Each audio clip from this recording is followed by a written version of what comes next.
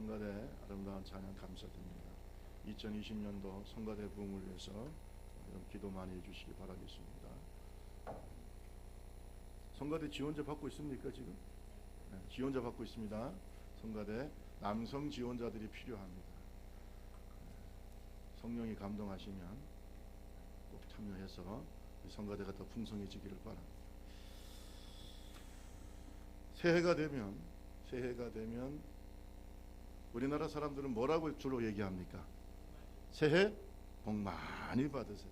이렇게 한번 해봅시다. 시작. 이렇게 하죠. 그러면 서양에서 외국이나 미국이나 영국이나 외국에서는 뭐라고 할까요? 영어로 Happy New Year. 자, 이것도 조금 발음 꼬아가면서 Happy New Year. 옆 사람하고 시작. 야, 우리 교회는 국제적인 교회입니다. 안 돼도 괜찮아요. 그거 가지고 목숨 걸 일은 없어요. Happy New Year. Happy New. 여러분, Happy New Year가 뭡니까? 당신에게 행복한 새해가 되기를 바랍니다. 이런 뜻이죠. 행복한 새해가 되기를 바랍니다. 여러분, 우리가 올해 행복한 사람이 됐으면 좋겠어요. 행복한 교회가 됐으면 좋겠어요. 행복한 가정이 됐으면 좋겠어요. 여러분, 우리가 만나는 사람들이 우리 때문에 행복해지는, 나 때문에 우리 교회가 행복해지고, 내가 행복할 뿐만 아니라 나 때문에 이 사회가 행복해지기를 바랍니다. 행복 바이러스가 우리를 통해서 나타나기를 바라요. 이게 바로 예수의 사람들인 줄로 믿습니다.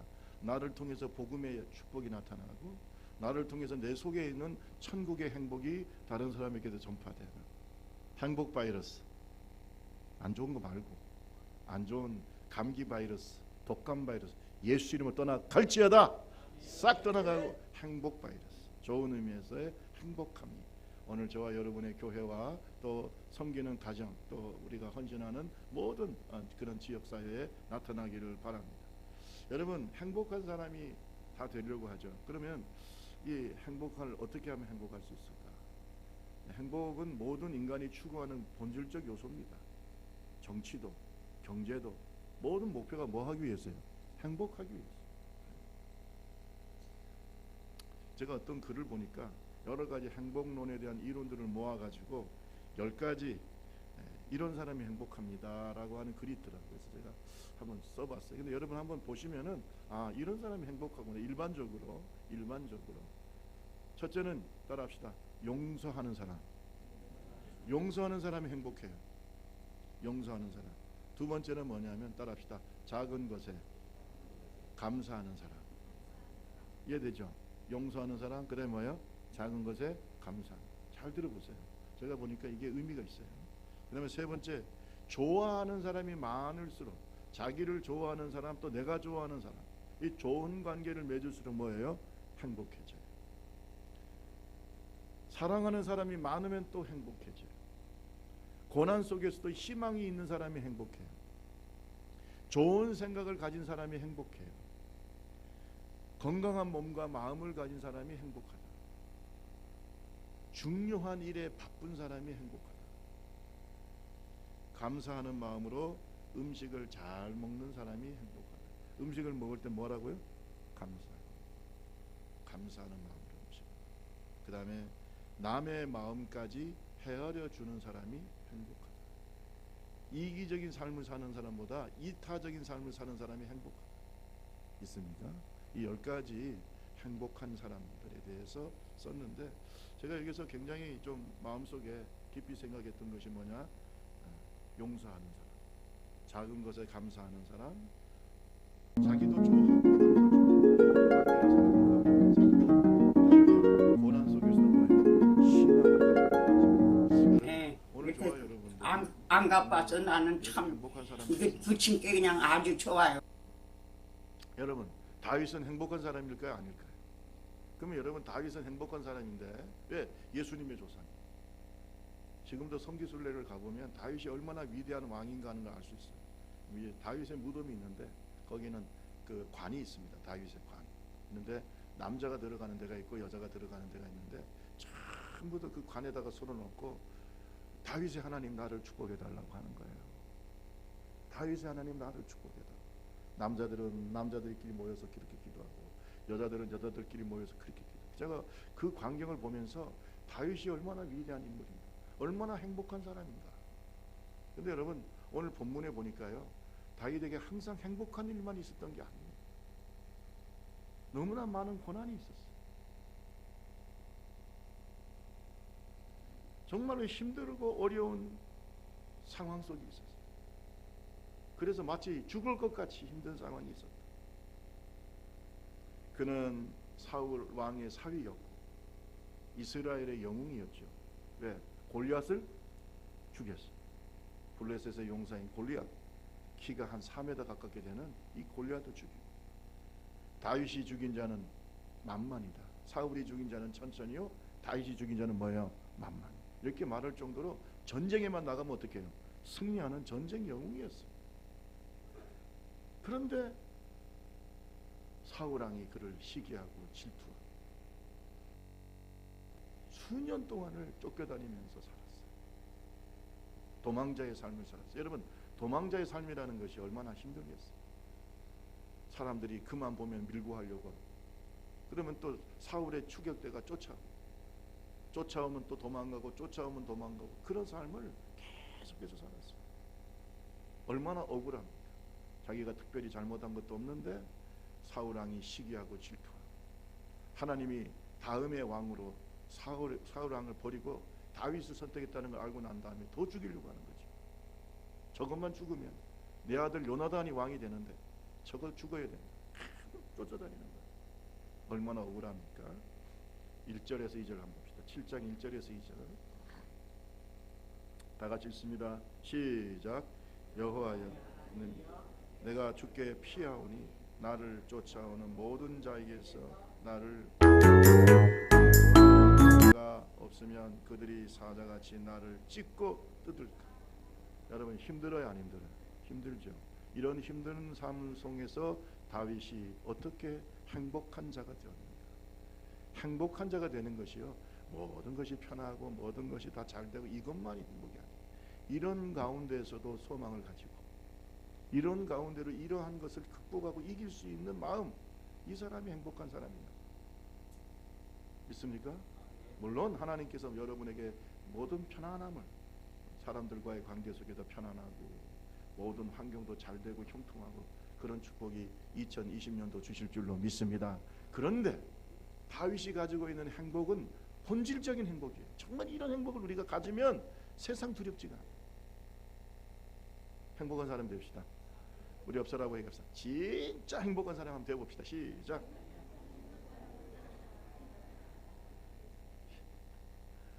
이 세상이 줄 수 없는 행복이 있어요. 아멘. 그거 빼앗아갈 수 없는 그 행복을 가진 사람이 되자. 믿습니까? 결론적으로 행복한 사람이 되자. 결론적으로 내 인생은 행복했다라고 말할 수 있는 사람이 되자. 올해가 지나고 난 다음에 주님, 올해는 참 행복한 한 해였습니다. 여러 가지 일들이 있었지만 행복한 한 해였습니다. 작년에 우리 교회 여러 가지 일들이 있었지만 행복했어요, 안 행복했어요? 예. 오늘 혹시 안 행복했다고 생각하는 분들은 오늘 설교 듣고 행복한 사람 되시기 바랍니다. 예. 혹시나 네, 여러분 올해도 여러분이 오늘 말씀대로만 살면 행복한 사람이 될 수 있어요. 자, 다윗의 행복은 어떻게 왔을까요? 따라합시다. 오직, 크게 따라하세요. 오직 하나님만을 의지했다. 오직 하나님만을 의지하는 사람이 행복해요. 아멘을 안 한 분들은 제 생각은 그런 것 같아요. 두 가지 하는 것 같아요. 하나는 모르겠다, 이게 잘 모르겠다든가, 아니면 에이구 당연한 말씀이다. 당연하다면 생각하면 아멘 좀 크게 하세요. 아멘. 오직 누구를 의지하라고요? 오직 하나님을 의지하는 자가 행복. 왜? 축복은 누구로부터 와요? 하나님으로부터. 축복은 누구로부터 온다? 저는요, 하나님이 주지 않는 복은 복이 아니라고 생각해요. 행복하지 않습니다. 세상에 뭐 저한테 뭐 누가 1억 천만금을 주면서 예수 안 믿는데 뭐 이런 준다, 이거 의미가 없어요. 여러분, 예수님의 마지막 시험이 뭡니까? 사탄이 네가 나한테 절을 하면 천하 만국의 영광을 다 주겠다 그랬어요. 예수님이 그걸 수용했어요, 거절했어요? 그게요. 그거 가지면 뭐 합니까? 그게 저주인데. 무엇을 먹을까, 무엇을 마실까, 무엇을 입을까, 여기에 수준에 머무르면 안 돼요. 행복하지가 않아요.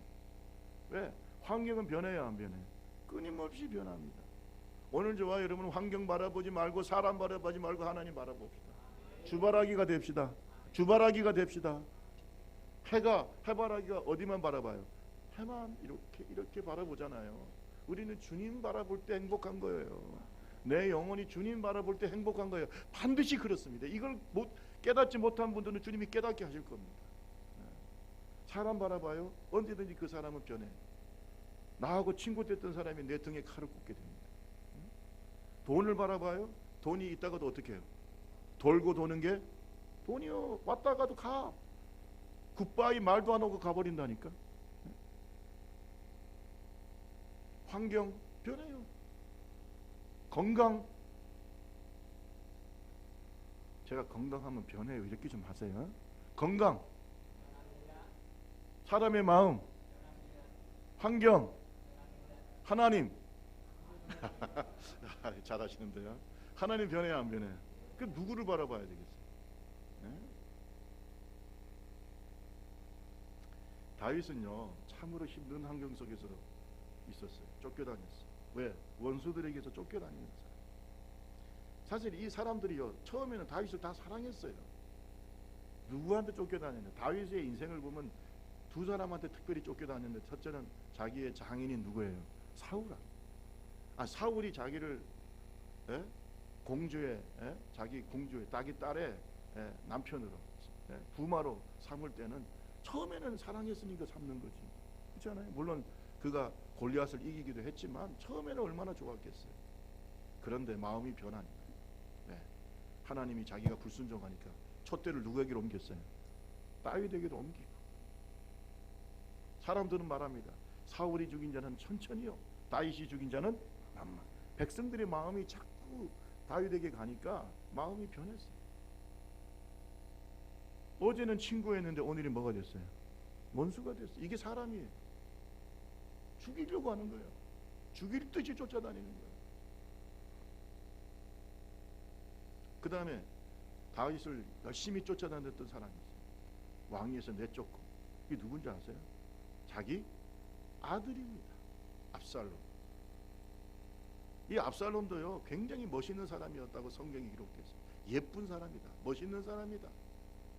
교만해져 가지고 누구를 내쫓고? 아버지 내쫓고. 물론 아버지에 대한 여러 가지 불만도 있었지만 어쨌든 내쫓고 지가 왕위를 차지하고 백주의 아버지의 후궁들을 다 범한 폐륜적인 짓을 하고.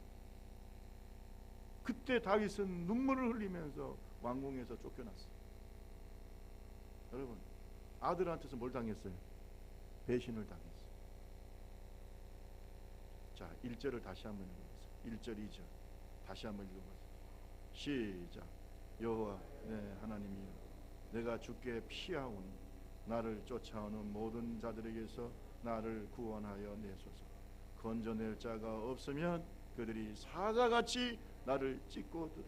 사자같이 쫓아와서 사울은 집어 뜯으려고 하고, 자기 아들조차도 자기한테 달려들어서 사자같이, 굶주린 사자처럼 자기를 물어 뜯으려고 한다 이 말이야. 자기 장인이 그랬어요. 자기 아들이 그랬어요. 여러분, 다윗의 마음이 아팠을까 안 아팠을까? 나중에 압살롬이 반역이 이제 결국 숲으로 돌아가서 다윗의 용사들에 의해서 죽임을 당했죠. 아들이. 그래도 아버지는 그것도 아들이라고 압살롬아 압살롬아 하면서 울부짖었어요. 다윗이 세상에 그것도 아들이라고. 그 부모의 마음, 아버지의 마음을 알겠어요. 그 반역자가.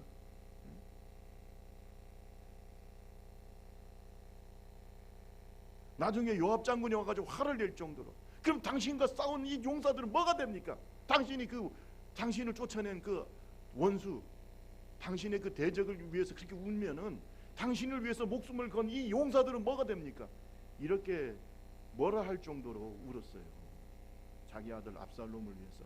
그 아들 압살롬이 어떤 사람이었다고요? 그런 페루나가 어디 있어요? 그런 페루나.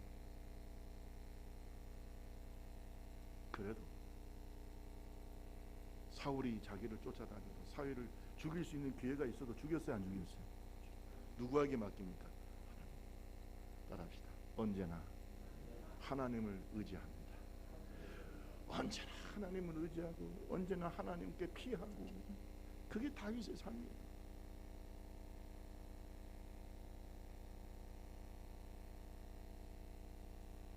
여러분, 사람은요 믿음의 대상이 아니라 사랑과 용서의 대상이에요. 예수님도 말씀드렸잖아요. 뭐라고 그랬어요? 내가 세상에 화평을 주러 온 줄로 생각하지 말라. 화평이 아니라 뭘 주러 왔다? 검을 주러 왔다. 그러면서 그 아버지와 딸이, 어머니와 딸이 그 사람이 아버지와 딸이 어머니와 며느리가 시어머니와 불화하게 할 것이다. 사람의 원수가 자기지만 식구라. 영이 달라지면은요, 영적으로 서로 달라지게 다른 편이 돼버리면 서로 어떻게 해요? 죽이려고 하는 거죠. 그래서 마태복음 10장 37절을 보면 이렇게 말하고 있습니다. 우리 같이 한번 읽어볼까요? 마태복음 10장 37절 다 같이 읽습니다. 시작. 아버지나 어머니를 나보다 더 사랑하는 자는 내게 합당하지 아니야. 아들이나 딸을 나보다 더 사랑하는 자도 내게 합당. 38절 또 자기 십자가를 지고 나를 따르지 않는 자도 내게 합당하지 않아. 39절 시작. 자기 목숨을 얻는 자는 잃을 것이요 나를 위해서 자기 목숨까지도 미워해라. 나를 위해서, 여러분 주 예수보다 더 귀한 것이 없어야 돼요. 사람을 의지하지 말라는 거예요.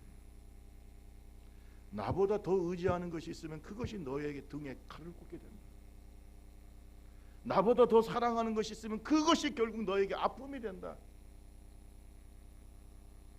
사랑은 눈물에, 그런 노래가 있죠. 왜냐? 사랑하면 그것이 나중에 나에게 아픔이 돼서 돌아온다는 거 아니에요. 왜? 그렇게 믿었는데, 그렇게 의지했는데, 그렇게 의지했던 장인인데, 그렇게 의지했던 아들인데 나중에 칼을 꽂는 거예요. 다윗의 등에다가. 사람은 그런 것이에요. 네? 그러니까 여러분, 사람을 그리고 미워하고 사람을 쳐다보지도 말고 올해 한 해 동안에 모든 사람과의 관계를 끊으라는 게 아니라 사람을 사랑하라는 거예요. 믿지 말고 뭐하라? 우리 옆사람에게서 사람을 믿지 말고 사랑합시다. 시작. 믿지 마세요. 아니 엊그제 그냥 서로 얼굴 보면서 검은 머리가 뭐대로 팥뿌리 들으려고 사랑했는데 1년 안에 이혼하는 숫자가 얼마나 많은 줄 아세요? 뭘 믿습니까? 뭘 믿어? 믿을 수 있는 분은 하나님밖에 없어요. 하나님밖에 없어요. 그래야 행복한 거예요. 하나님만 믿고 사람은 사랑해요. 용서해요. 다윗처럼.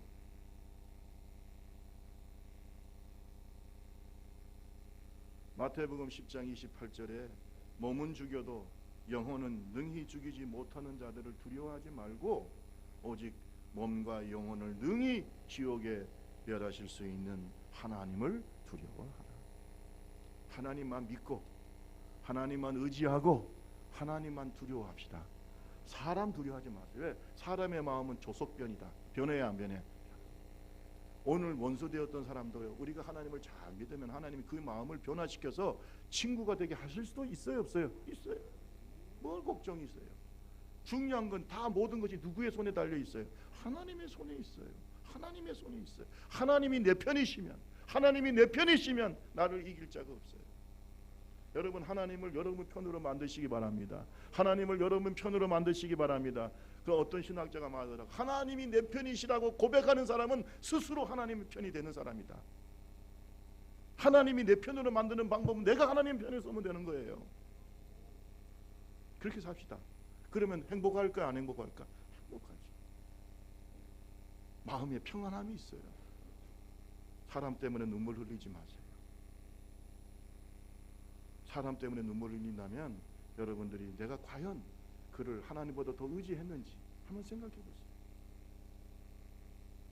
예수님의 제자 중에서 예수님의 등에 칼을 꽂는 가룟 유다가 있었다는 사실 잊지 맙시다. 가장 믿었던 예수님의 수제자 베드로가 예수님을 몇 번 부인했어요? 3번 부인했던 거 잊지 맙시다. 사람은 용서와 사랑의 대상이지 믿음의 대상이 절대 아닙니다. 그래서 주 예수보다도 귀한 것은 없어야 돼. 그것이 내 행복을 위한 거다. 내 행복을 위해서. 그래서 다윗은 고백하기를 나는 오직 하나님만 의지합니다. 나는 오직 하나님께 피합니다. 이렇게 얘기하고 있는 거죠. 믿음의 종들이 되기 바랍니다. 사람 때문에 눈물을 흘리지 마세요. 그를 위해서 용서하고 그를 위해서 사랑의 눈물을 흘릴 수 있어도 분해서 억울해서 믿었는데 이렇게 울지 마세요. 이것은 바로 내 신앙에 문제가 있는 거죠. 7장 10절을 보세요. 7장 10절 다 같이 한번 읽어봅시다. 시작. 나의 방패는 마음이 정직한 자를. 나의 방패는 누구한테 있다? 사람한테 있다고 안 했어요. 누구한테 있다? 하나님께 있다. 하나님께 있어요. 행복합시다. 행복하세요. 하나님께 마음을 두세요. 하나님께. 두 번째로 우리가 어떻게 하면 행복할 수 있을까? 따라합시다. 무슨 일이 있어도 어떤 환경 속에도 신앙의 양심을 따라 삽시다. 너무 먼저 아시겠어요? 세상과 타협하면 돼요? 안 돼요? 안 돼요. 무슨 일이 있어도 어떤 환경이 있어도 신앙의 양심을 따라 사세요. 조금 힘들 수 있어, 솔직히 말해서. 그런데 최후의 승리자가 됩니다. 지금 여러 가지 국제 정서도 안 좋고 우리나라 환경도 여러 가지 안 좋지만 신앙의 양심을 따라 살아서 하나님 앞에서 사람 앞에서 항상 올바른 선택을 한 사람은 나중에 다 좋아져요. 다 좋아져.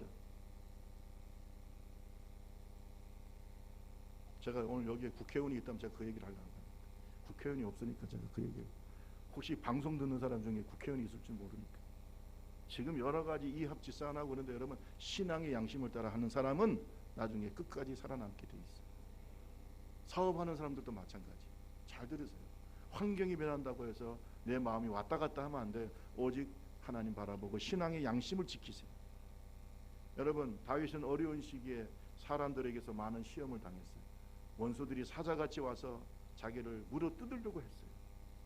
그런데 여러분 그렇게 어렵고 힘든 환경 속에서도 그의 마음속에 미움이 지배하지 않고 분노가 지배하지 않고 신앙의 양심을 따라 산 줄로 믿습니다. 이게 굉장히 중요한 것 같아요. 심지어 자기의 용사들이 사울을 만났을 때 칼로 창으로 그를 죽이려고 해도 신앙의 양심을 따라 주의 종은 누구한테 맡긴다? 신앙의 양심을 따라 산 사람이에요. 쉬운 길을 선택하지 않고 항상 뭐예요? 좁은 길을 선택하세요. 옆 사람한테 합시다. 좁은 길을 선택합시다. 시작. 쉽게 살지 마세요. 쉽게 살지 마세요. 그게 좋을 것 같습니까? 찾는 자가 많지요. 그러나 필경 망하는 것입니다. 좁은 길을 선택하세요. 꼭 기억하세요. 저는 우리 청년들이나 우리 이제 젊은이들이 앞길을 여러 가지로 고민하고 할 때 저는 항상 얘기합니다. 좀 어렵다, 힘들다. 그 길을 선택하는 게 옳다고요. 하나님의 뜻을 모를 때는. 왜? 인간의 죄악된 마음은 항상 넓은 길을 가려고 할까요? 좁은 길을 가려고 할까? 항상 넓은 길로 가려고 그래요. 그러나 좁은 길을 선택하는 게 믿음이에요. 이게 좀 힘들어. 그러나 이것이 옳다고 생각하면 그렇게 가야 되는 거예요. 혹시 선택의 기로에 있다면 그렇게 하세요. 보세요. 우리 7장 3절에서 5절을 보세요. 7장 3절에서 5절. 여호와 내 하나님이여. 시작.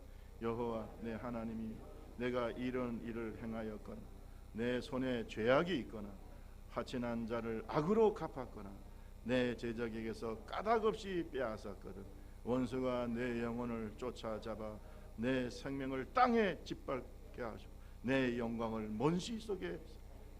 지금 억울함을 얘기하고 있는 거예요. 내가 이렇게 쫓기는 것은 내 죄악 때문이 아닙니다. 나는 이렇게 힘들고 어려운 일을 살더라도 하나님 앞에서 거룩하게 살려고 노력했어요. 하나님 앞에서 자비를 베풀려고 노력했어요. 하나님 앞에서 아멘 할 때까지 계속 할 거예요. 하나님 앞에서 정직하게 살려고 노력했어요. 세상과 타협하지 않고 살았어요. 하나님 앞에서 자기가 정직하게 살았다는 거예요. 나하고 합친하려고 하는 사람 등에다 칼을 꽂거나 이런 짓을 안 했다는 거예요. 내가 이 고통을 당하는 원인이 내 죄 때문이 아니라는 거예요. 아무리 나를 생각해봐 난 죄 때문에 그러는 게 아니에요. 왜 하나님 내가 이렇게 쫓겨다녀야 되고 이렇게 힘들게 살아야 되고. 그렇지만 나는 절대로 내 신앙의 양심을 버릴 수가 없어요. 내 신앙의 양심을 절대로 버릴 수가 없다 이 말이에요. 이게 여러분 믿는 자의 자존심이에요. 그래 안 그래요? 재물보다는 뭘 선택하라고 그랬어요? 잊어버리셨나 벌써. 재물보다는 명예를 선택하고 명예보다 은총이라고 그랬잖아요. 따라합시다. 명예보다 은총이다. 하나님에게 하나님이 사랑하는 자가 돼야 돼요. 그래 희망이 있지. 그렇잖아요. 신앙의 양심을 따라 산다는 말은 주님의 은총 안에서 살았다는 거 아니에요. 하나님이 싫어하는 걸 했어요 안 했어요? 하나님.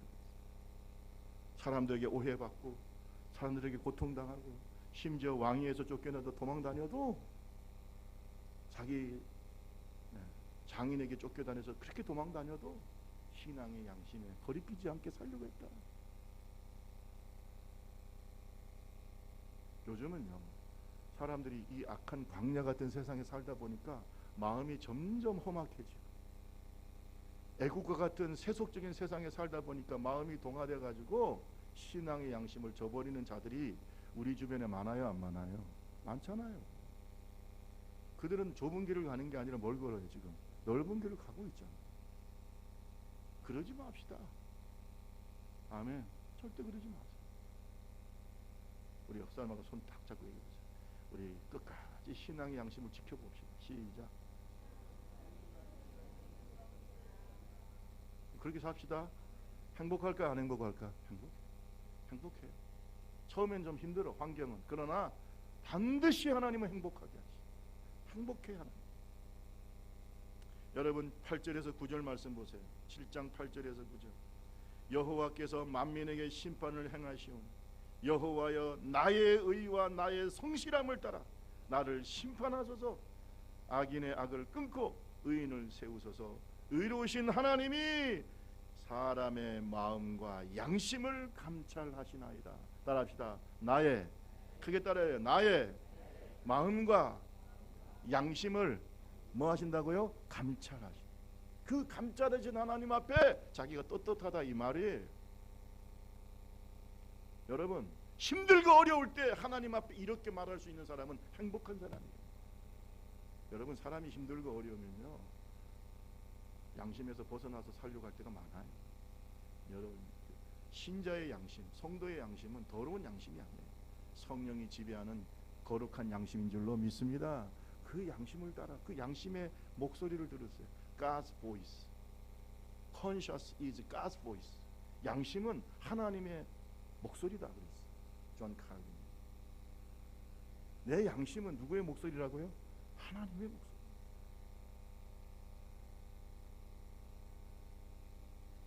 하나님의 목소리를 따라가세요.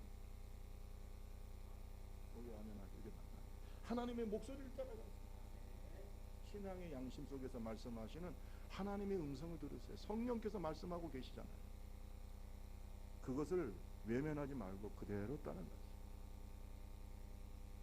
장사가 좀 안 된다고 신앙의 양심을 버리고 이상한 거 자꾸 팔거나 속이면 돼요 안 돼요? 힘들고 어려울수록 신앙의 양심을 지켜보세요. 네? 사업할 때도 인간관계 속에서도 항상 어렵더라도 양심을 따라서 한번 해보세요.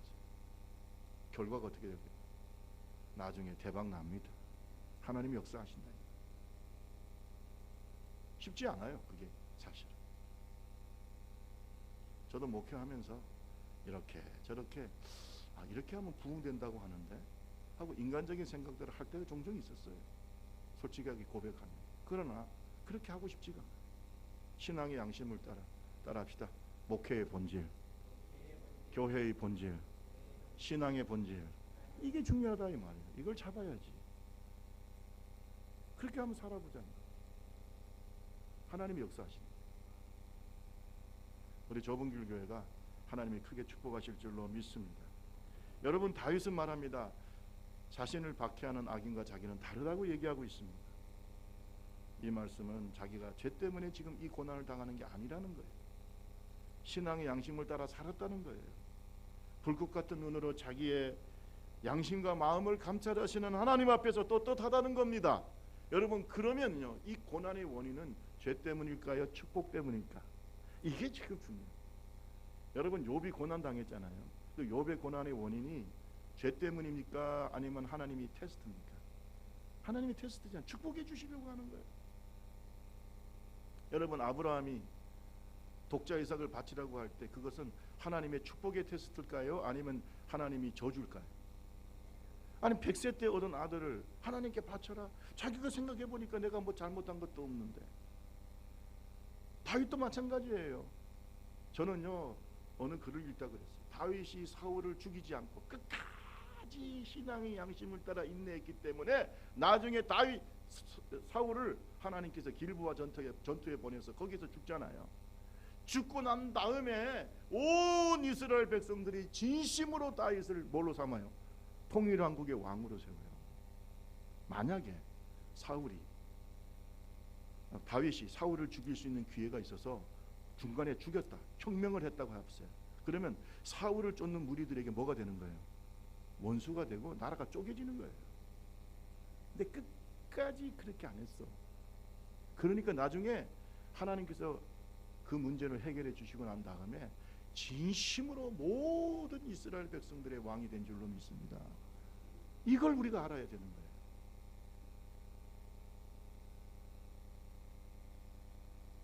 어리석은 지도자들이 참 많습니다.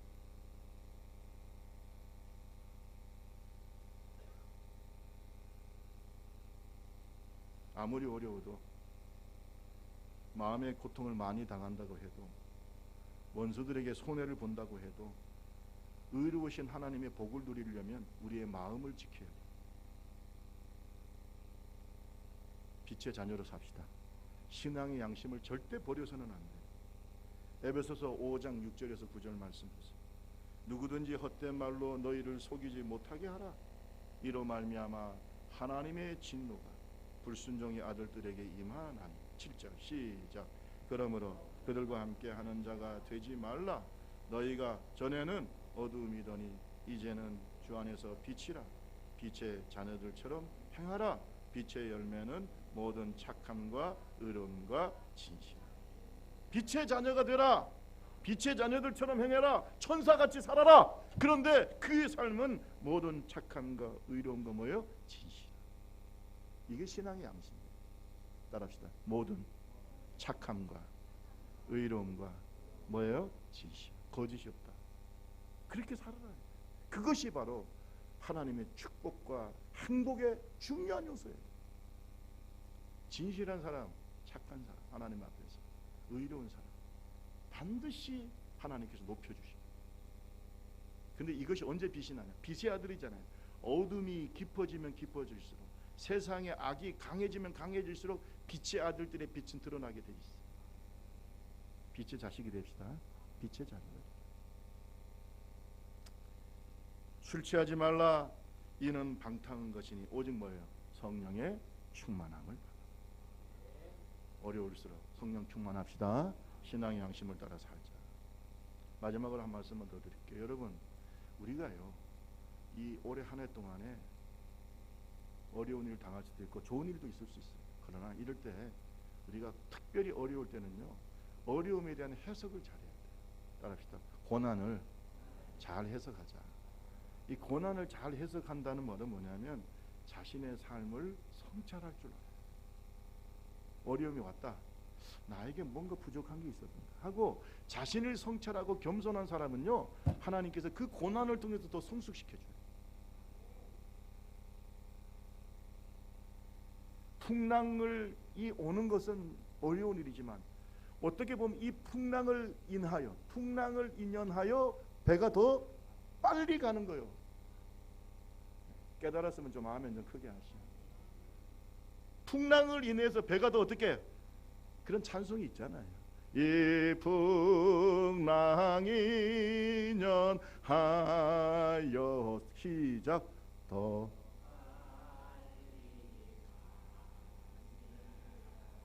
이잖아요. 더 자기를 성찰할 줄 알아요. 고난이 축복이 되는 거예요. 고난 속에서 내 부족함을 깨닫고 그 고난 속에 더 성숙한 그리스도인이 되고 하나님이 더 큰 일을 맡겨주실 줄로 믿습니다. 7장 11절에서 13절 다윗은 끊임없이 자기를 성찰합니다. 잘 보세요. 저는 그래서 이 성찰할 줄 아는 사람이 지혜로운 사람이고 축복받는 사람이고 행복한 사람. 11절에서 13절 하나님은 시작 하나님은 의로우신 재판장이시며 매일 분노하시는 하나님이시로다. 사람이 회개하지 아니하면 그가 그의 칼을 가십니다. 그의 활을 이미 당겨 예비하셨도다. 죽일 도구를 또한 예비하시며 그가 만든 화살은 여러분 재판장이신 하나님 의로운 재판장인 하나님 뭐라고 그랬어요? 매일 분노하심. 주님께서 맨날 화내신다는 게 아니라 그만큼 우리가 하나님 앞에 죄를 많이 지어야 안 지어요? 짓는다는 말. 그렇게 짓는 우린 죄인이야. 따라합시다. 나는 부족합니다. 죄인이라는 말이 부족하다는 것이. 여러분 고난이 올 때 우리는 우리의 부족함을 느낄까 안 느낄까? 느낍니다. 여러분 베드로, 안드레, 야고보, 요한은요 배에 잔뼈가 굵은 사람이죠. 갈릴리 바다를 속속들이 잘 아는 사람이에요. 그런데 예수님과 같이 배를 타고 가다가 큰 풍랑이 일어났어요. 갑작스럽게. 그러니까 나중에는 막 물을 퍼내고 자기의 모든 방법을 다 써보고 우리가 이런 걸 우리가 뭐라 그래 용 쓴다 그러잖아요. 진짜 용 써서 그걸 어떻게든지 한번 파도를 이겨보려고 이길 수가 없어서 나중에 누구를 깨웁니까? 예수님 깨우면서 뭐라 그랬어요? 우리의 죽게 된 것을 돌아보지 않습니까? 우리가 죽게 됐습니다. 여러분 그럴 때 그들이 예수님을 발견하게 되는 것이 예수님을 만나게 된 것이 하나님의 아들임을 깨닫게 되는 것이고 자기가 연약하다는 것도 여러분 아무리 그렇게 오랫동안 바다 생활을 하고 뱃사람이지만 그래도 하나님께서 만드신 이 천지 만물을 자기가 이길 수가 없다. 대자연을 이길 수 없다는 걸 느끼게 되는 거 아니에요. 여러분 인생 내 마음대로 됩니까? 인생 내 마음대로 됩니까? 자식 내 마음대로 됩니까? 풍랑이 일어날 때 우리는 겸손해져요. 자기를 성찰하세요. 교만하지 말고 나를 깨뜨리세요. 그래야 더 아름다운 그릇이 돼요. 여러분 토기장이가 토기를 만들 때 제일 먼저 하는 일이 뭡니까? 흙을 잘게 부셔줘야 돼요. 하나님이 쓰실 수 있는 부드러운 흙이 되시기 바랍니다. 우리 옆 사람하고 합시다. 잘 부서집시다. 시작. 그렇게 교만해가지고 어떻게 쓸게요? 하나님 그렇게 교만해가지고 어디에 쓰겠어요? 그러니까 고난이 많은 거예요. 고난의 원인이 여러 가지가 있지만 부서지지 않는 나의 성품도 있다는 거 알아야지. 그렇죠? 깨집시다. 깨져야 돼. 녹아져야 돼. 부서져야 돼. 어떤 때는 하나님이 우리가 두 손 들고 항복할 때까지 그 고난을 멈추지 않을 수도 있어요. 그런데 여러분 빨리 깨지고 녹아지고 부서지고 자기를 성술하고 물론 그 고난 중에서 내가 아무 잘못도 없는데 그럴 수 있어요. 다윗도 그랬잖아요. 하나님 나는 아무 잘못이 없어요. 그러나 하나님은 매일 분노하시는 재판장이시다 하고 자기를 하나님 앞에 어떻게 해요? 끊임없이 자기를 하나님 앞에서 성찰하고 있잖아요. 혹시나 내가 뭔가 부족한 게 있는지. 여러분 자책하라는 게 아닙니다. 끊임없이 나를 하나님 앞에 낮추세요. 그래야 하나님 쓸 거 아닙니까? 성찰합시다. 저도 마찬가지예요. 하나님 앞에 영혼의 무릎을 꿇고 항상 하나님 앞에 성찰. 교만한 자를 위해서 주님은 화를 당기고 계십니다. 그것도 불화살이라고 그러죠. 죽일 기계를 준비하고 계십니다. 무서운 말씀이잖아요. 그러니까 하나님 앞에서 겸손하게 낮추고 악한 자가 악으로 행할 때 똑같이 악을 행하면 내가 또 뭘 짓게 돼요? 죄를 짓게 되죠. 따라합시다. 선으로 악을 갚읍시다. 죄를 짓지 맙시다. 다른 사람이 내 마음을 고통스럽게 하고 힘들게 해도 절대 죄 짓지 마세요. 거룩한 이기주의자가 되세요. 좀 내 영혼을 보호하세요. 왜 그 사람과 함께 죄를 짓고 그 사람과 함께 하나님의 심판을 받습니까? 여러분 우리는 사람 때문에 고통당할 때가 많아요. 하나님 앞에 자기를 내려놓고 아멘 아멘 항상 자기를 성찰하세요. 내 부족함은 항상 주님 앞에 고백하세요. 이런 사람이 행복한 사람. 왜? 하나님의 은총이 그와 함께 있어요. 오늘 저와 여러분이 아무런 문제도 없고 아무런 죄도 없는데 고난이 온다면 그 고난의 목적은 징계가 아니라 갑절의 축복이라는 사실을 믿으시기 바랍니다. 그래서 창세기 22장 1절에 보니까 하나님께서 아브라함한테 야 이삭을 바쳐라, 독자 이삭을 바쳐라고 할 때는 뭐라고 그랬어요? 그 일 후에 하나님이 누구를 시험하시려고? 아브라함을 시험하시려고. 뭘 왜 시험하셨어요? 그의 믿음을 보고 갑절의 축복을 주시고 시험하시고. 이런 하나님의 시험입니다. 여기에 대해서 여러분 성경에 히브리서 11장 17절에서 19절에 이렇게 해석하고 있어요. 우리 한번 다 같이 읽어봅시다.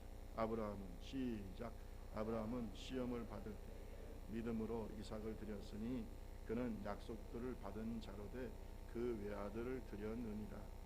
이는 이미 말씀하시기를 칭할 자는 이삭으로 말미암으리라 하셨으니 그가 하나님이 능히 이삭을 죽은 자 가운데서 달리실 줄로 생각한지라. 비유컨대 그는 죽은 자 가운데서 도로 받은 것. 여러분 보세요. 아브라함이 하나님께서 이삭을 바치라고 할 때 자기를 성찰합니다. 혹시 내가 죄가 있는가? 아니다. 밤새도록 성경에 보면은 아침 일찍이 그렇다니까 아마 잠을 못 잤을 거예요. 왜 하나님이 이삭을 바치라고 할까? 혹시 내가 하나님보다 이삭을 더 사랑한 것이 아닐까? 여러 가지 생각을 했겠죠. 그리고 난 다음에 아침 일찍이 결단을 하고 이삭을 데리고 어디로 갑니까? 모리아 산으로 가요. 그리고 제단을 쌓고 이삭을 죽이려고 칼을 드는 순간에 이미 그의 마음은 이삭을 뭐예요? 죽인 겁니다. 그런데 여러분 히브리서 말씀에 보면요, 그의 마음의 믿음을 얘기하고 있어요. 왜? 이삭은 누가 주신 거예요? 하나님이 주신 것이고 약속의 자녀고 나는 이미 100세고 더 이상 아들을 낳을 수가 없는데 하나님이 이 아들을 내가 죽이라고 하신 것은 내가 죽여도 이 아들을 주님이 다시 어떻게 살리실 줄로 믿었다 그랬어요.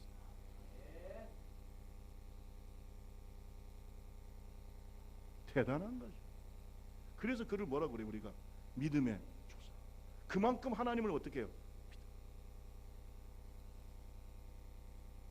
여러분 주님의 테스트가 있을 때 성찰합시다. 나를 성찰하고 이 고난의 원인이 뭔지 성찰을 하세요.